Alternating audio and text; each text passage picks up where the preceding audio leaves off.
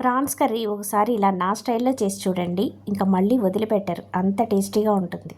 ప్యాన్లో కొంచెం ఆయిల్ వేసుకొని 2 ఆనియన్స్ని సన్న ముక్కలుగా కట్ చేసుకొని వేసుకొని ఉప్పు పసుపు వేసుకొని బాగా ఫ్రై చేసేయాలి. ఈలోగా మిక్సీలో అల్లం తెల్లగడ్డ చెక్క లవంగాలు వేసేసి ఇలా పేస్ట్ చేసేసాను. ఈ పేస్ట్ కూడా బాగా ఫ్రై అయిన తర్వాత కట్ చేసిన 2 టమోటా ముక్కలను కూడా వేసుకొని బాగా మగ్గించుకోవాలి.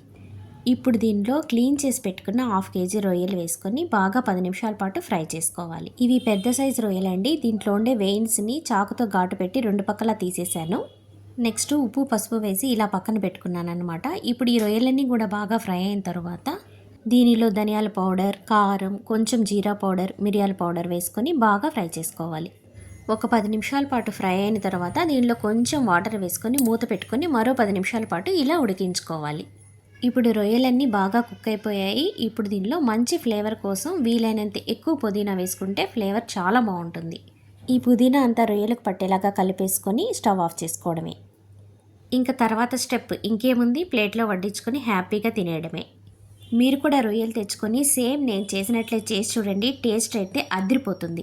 ఇక ఈ రొయ్యల కూర వైట్ రైస్లో కలుపుకొని నిమ్మకాయ పిండుకొని ఉల్లిపాయ నంచుకొని తింటూ ఉంటే ఇంకా ఆ టేస్ట్ ఎలా ఉందో చెప్పడానికి మాటలు ఉండవు. ఇక టిఫిన్స్లోకి అయితే నెక్స్ట్ లెవెల్ అనమాట. మరి ట్రై చేస్తారుగా.